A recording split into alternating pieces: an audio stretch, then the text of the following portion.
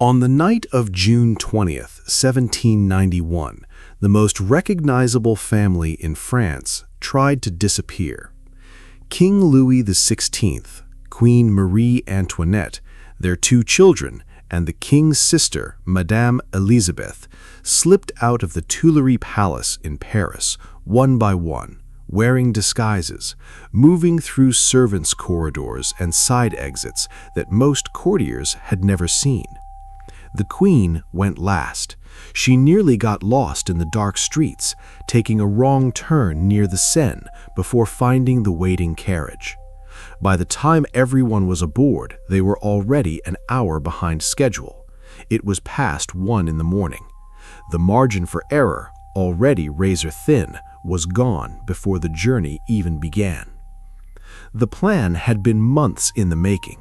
The man behind it was Count Axel von Fersen, a Swedish nobleman and military officer who had maintained a close, some say deeply intimate, relationship with the Queen for over a decade. Fersen had arranged every detail, the route stretching northeast to the fortress town of Montmedy near the Austrian border, the relay horses at each stage, the false passports identifying the family as the household of a fictitious Russian baroness named Madame de Korff. Madame Marie Antoinette would play the baroness. Louis, the King of France, would pose as her valet. Their daughter and son were disguised as the baroness's children. Madame Elizabeth would serve as the governess. The carriage itself was a problem from the start. It was a berline, a large, heavy, custom-built coach painted in conspicuous green and yellow. It was fitted for royalty in every detail, provisions, silver, luggage, and it showed. It required 6 horses to pull and moved at roughly the speed of a man jogging. For a family trying to cross 200 miles of hostile territory undetected, it was an astonishing choice. Fersen drove the carriage himself for the first leg, guiding it through the darkened streets of Paris and past the city gates. Somewhere beyond the northern barrier, he said goodbye to the Queen. According to his diary, he watched the carriage pull away into the dark and then turned back toward Paris alone. He would never see Marie Antoinette again. The family rolled northeast into the French countryside, heading toward safety, toward loyal troops, toward a future that no longer existed. They were 6 hours behind schedule before they cleared the outskirts of the capital, and the sun was about to come up. To understand why the royal family staked everything on a single night's escape, you need to understand what their lives had become in the 2 years since the revolution began. In October 1789, a mob of several thousand, mostly women from the markets of Paris, had marched 12 miles from the capital to the Palace of Versailles. They were hungry, furious, and armed. They arrived in the rain, surrounded the palace, and at dawn on October 6th, a group broke through the gates and stormed the interior. 2 members of the royal bodyguard were killed. Their heads were cut off and mounted on pikes. The crowd surged toward the Queen's private apartments. Marie Antoinette, woken by the noise, grabbed a robe and ran barefoot through a hidden passage to the king's chambers, clutching the doorframe as guards struggled to hold the corridor behind her. Hours later, the crowd demanded that the royal family show themselves. Marie Antoinette stepped onto a balcony overlooking thousands of armed, screaming people. She stood there in silence, her children beside her. Someone in the crowd raised a musket. No one fired, but the message was clear. The family was told they would be escorted back to Paris immediately. They were loaded into a carriage surrounded by the mob and paraded through the streets to the Tuileries Palace. The severed heads of their guards were carried in front of them on pikes the entire way. From that day forward, the Tuileries was their prison. It was not Versailles. It was old, cramped, poorly maintained, and entirely unsuited for a royal household. The family was confined to a handful of rooms. National Guard soldiers stood at every door. Their movements were monitored. Their correspondence was watched. Visitors were screened and often turned away. The children could play in the garden, but always under guard.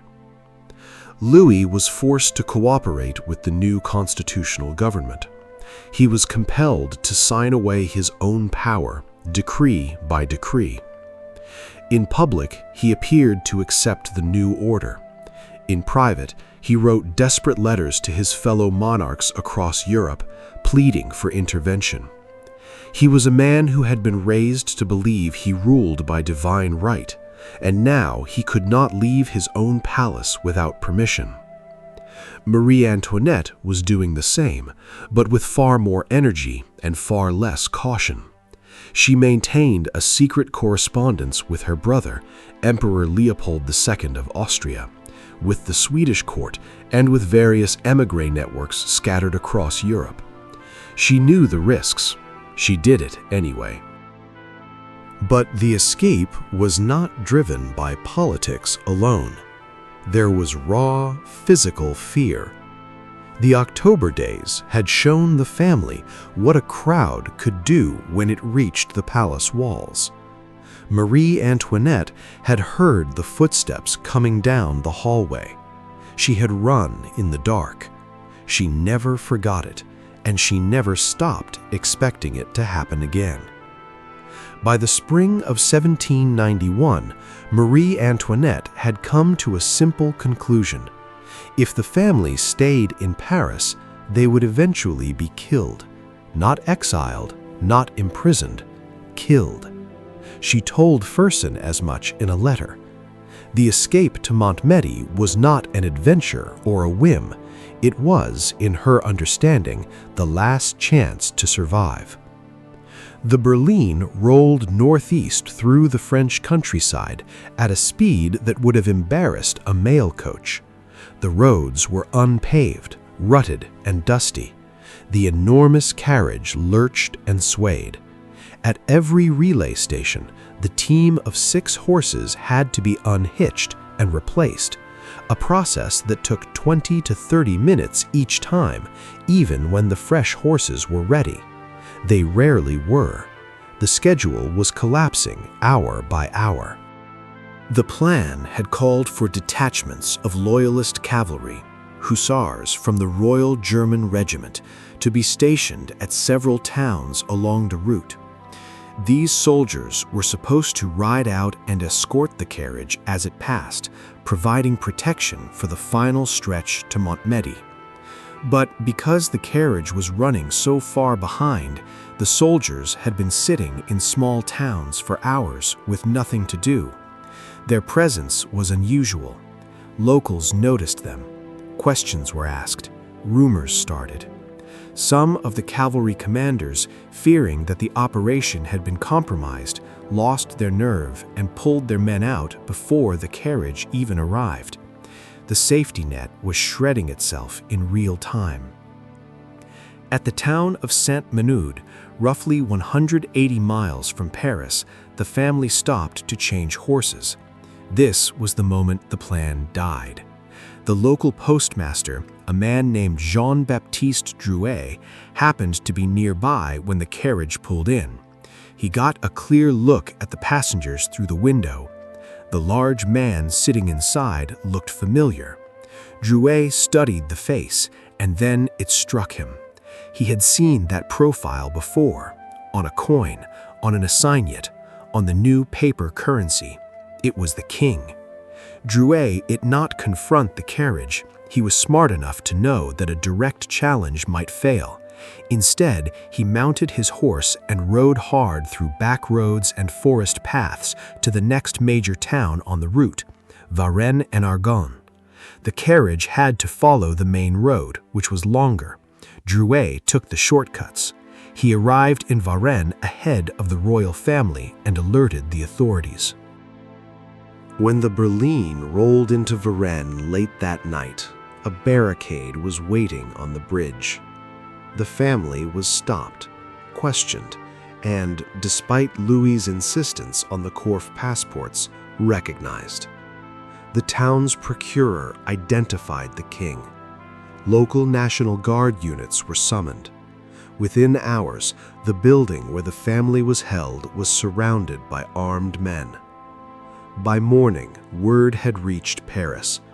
The National Assembly dispatched commissioners with a direct order: bring the family back. The return journey took 3 agonizing days.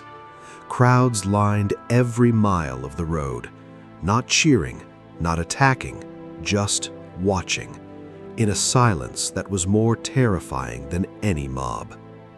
When the carriage finally entered Paris, the Assembly had issued a formal decree. No citizen was to speak, applaud, or insult the king. The silence was enforced. It was a political statement. The king was no longer a figure worthy of emotion. He was cargo being returned to storage. Those who saw Marie Antoinette step out of the carriage at the Tuileries noted that her hair, which had been dark blonde when she left, had begun to turn white at the temples. She was 35 years old. The journey to Varennes had lasted less than 48 hours. It had destroyed the monarchy. After Varennes, the fiction of a cooperative king dissolved overnight. Before the flight, a significant portion of the French public and the Assembly had still believed in constitutional monarchy, the idea that Louis could serve as a figurehead within a reformed system. After Varennes, that belief was dead. The king had tried to run. He had lied.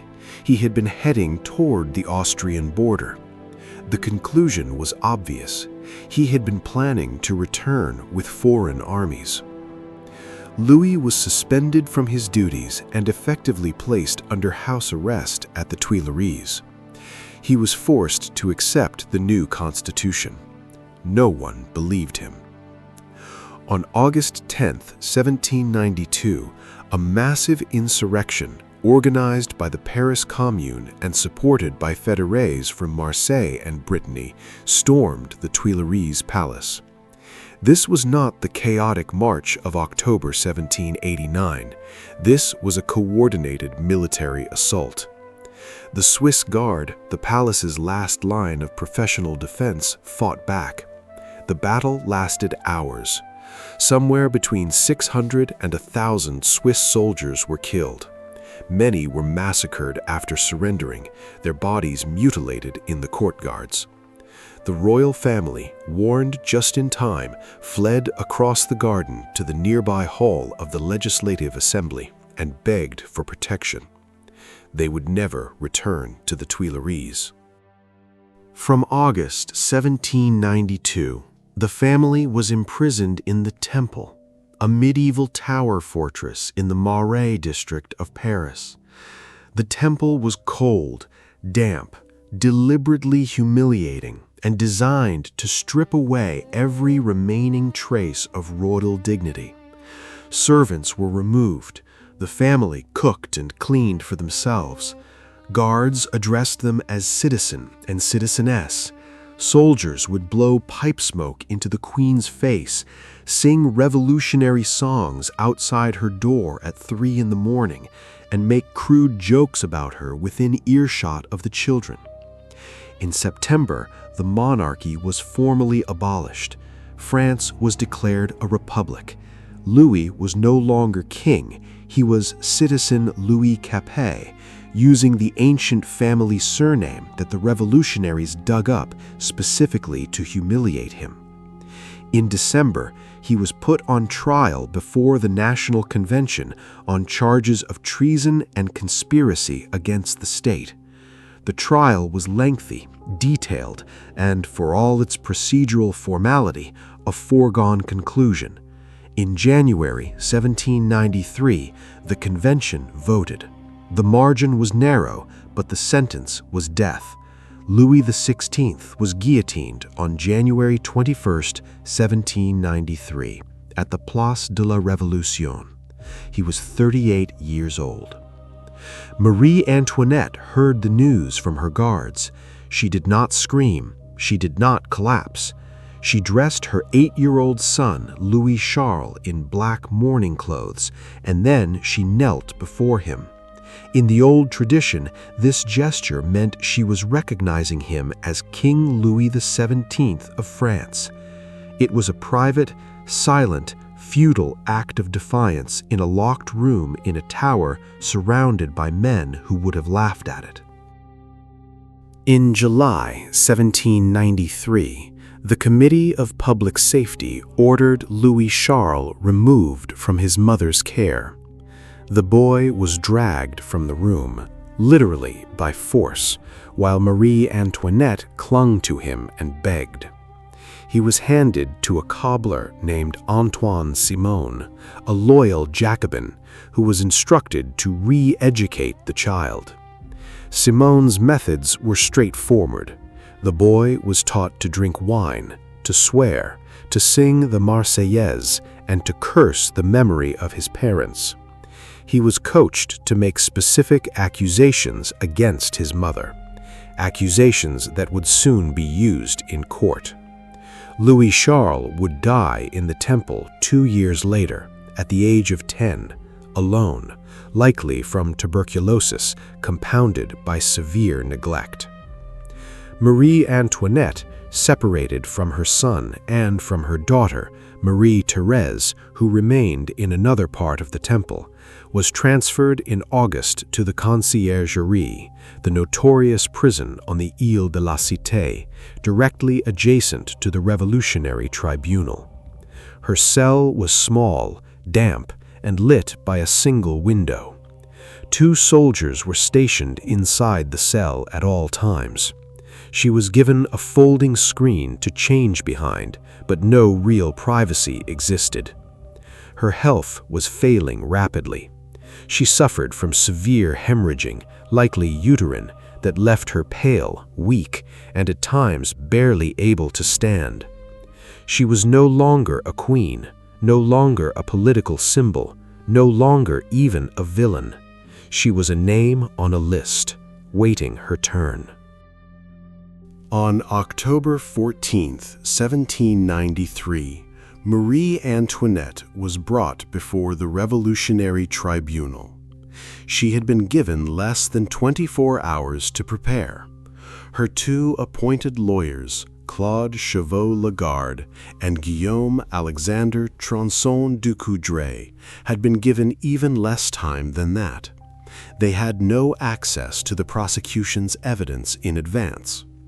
The trial was, in every meaningful sense, theater. The verdict had been decided before the first witness was called. The charges read against her were vast, contradictory, and in several cases physically impossible. She was accused of sending millions of livres from the French treasury to her brother in Austria. She was accused of being the secret architect of the Tuileries massacre, somehow directing the Swiss Guard to open fire on the people, even though the royal family had already fled the palace before the fighting began. She was accused of holding orgies at Versailles, of corrupting public officials, of manipulating her husband into acts of tyranny, and of being the hidden hand behind every counter-revolutionary conspiracy in Europe. The prosecution called witness after witness. Former servants testified about the Queen's spending. Political figures described her influence over the king. Soldiers recounted the events of August 10. Much of the testimony was hearsay, contradiction, or outright fabrication, but the tribunal admitted it all without challenge. Then Jacques Hébert took the stand. Hébert was a radical journalist, publisher of the inflammatory newspaper Le Père Duchesne, and one of the most aggressive voices in Parisian revolutionary politics. He presented the tribunal with testimony that silenced the courtroom. Based on statements extracted from the young Louis Charles, the Queen's own son, now in the custody of the cobbler Simon, Hébert claimed that Marie Antoinette had sexually abused the boy. The boy had allegedly told his handlers that his mother and his aunt, Madame Elisabeth, had initiated him into sexual acts and that these acts had been performed regularly. The accusation was grotesque, and it was meant to be. It was designed to place Marie Antoinette beyond the reach of any possible human sympathy, to make her not just a traitor, but a monster. The boy's testimony had almost certainly been coerced. An 8-year-old, separated from every person he loved in the hands of a man whose job was to reshape him, had been taught to say whatever was required. When the presiding judge, Armand Herman, asked Marie Antoinette to respond to the charge, she paused. The pause lasted several seconds, an eternity in a courtroom.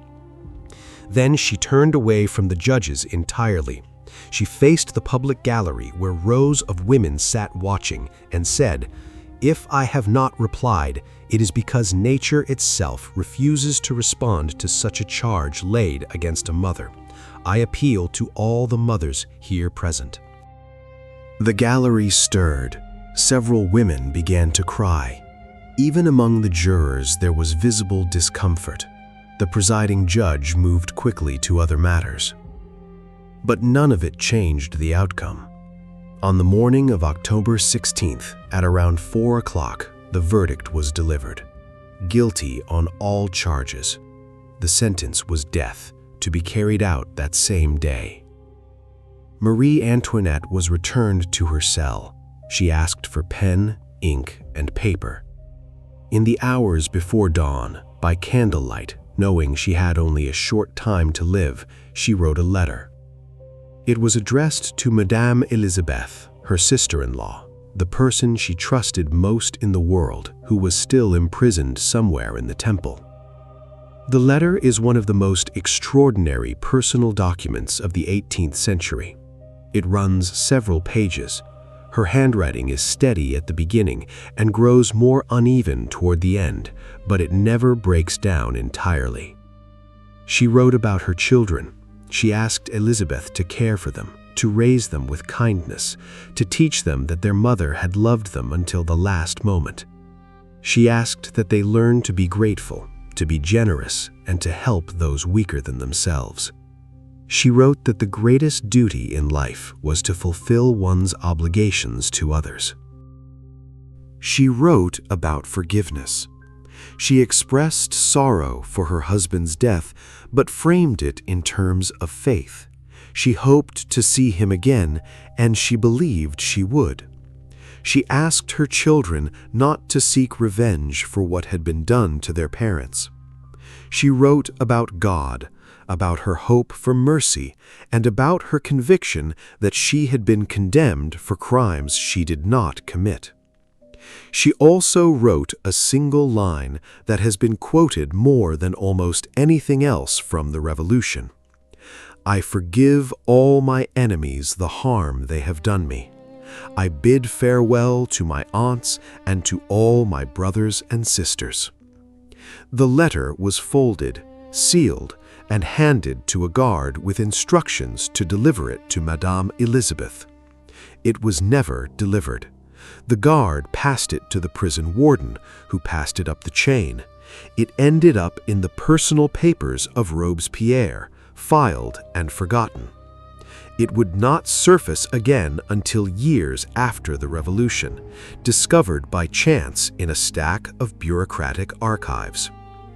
Later that morning, the executioner, Henri Sanson, entered her cell. Her hair, asher already white, was cut short at the neck. She was dressed in a plain white chemise, the only garment she had been permitted.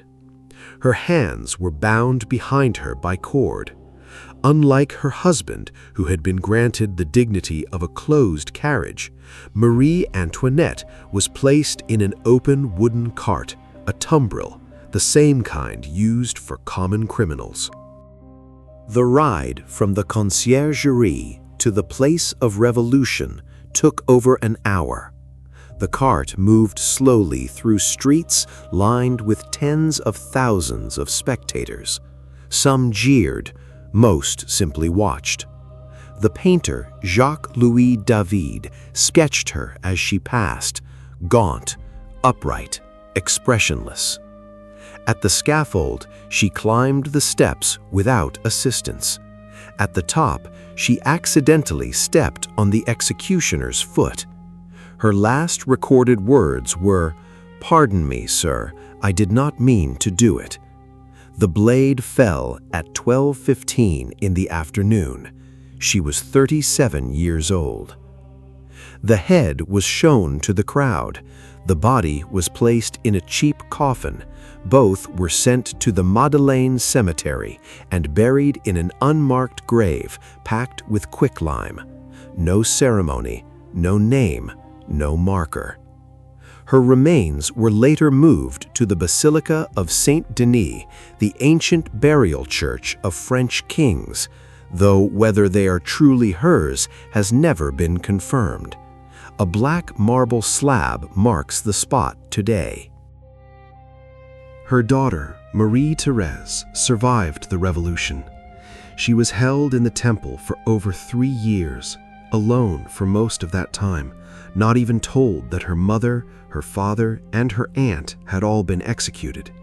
She learned of their deaths only after her release in December 1795, when she was traded to Austria in a prisoner exchange. She was 17. She never fully recovered. Axel von Fersen, the man who had planned the Varennes escape and driven the carriage out of Paris, never recovered from Marie Antoinette's death.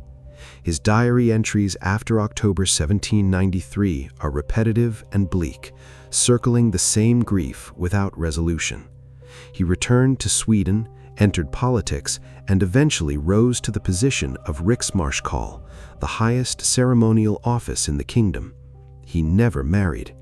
In June 1010, during a succession crisis in Stockholm, a rumor spread that Fersen had poisoned the crown prince. A mob surrounded his carriage in the city center, dragged him out, and beat him to death in the street. The soldiers who were supposed to protect him stood by and watched. He was 54 years old. More than one historian has noted the symmetry. The man who once drove a carriage to save a queen from a mob, killed beside a carriage by a mob. The undelivered letter was eventually found among Robespierre's papers after his own execution in July 1794. It was authenticated, archived, and ultimately published. Today it is held in the French National Archives. It remains one of the most widely read personal documents of the 18th century, studied not for its political content, which is minimal, but for its emotional precision. A woman with hours to live, writing to someone she loves about children she will never see again in handwriting that stays steady almost to the end. In 2021, a team of French researchers used X-ray fluorescence to analyze letters exchanged between Marie Antoinette and Fersen that had been heavily redacted. Words and entire passages blacked out by an unknown hand, probably a member of the Fersen family, trying to protect both reputations. The technology revealed what lay beneath the ink: endearments, declarations, the word adore. The letters confirmed what historians had long suspected but could never prove.